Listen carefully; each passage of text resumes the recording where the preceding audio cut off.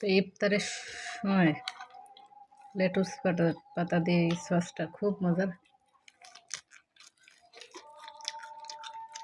এত স্বাদ, অনেক স্বাদ।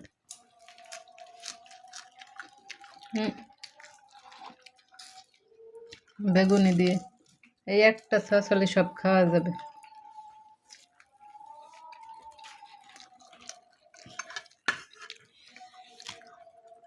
হাতে তৈরি করা সস, এই এক সস দিয়ে সব কিছু খাওয়া যাবে।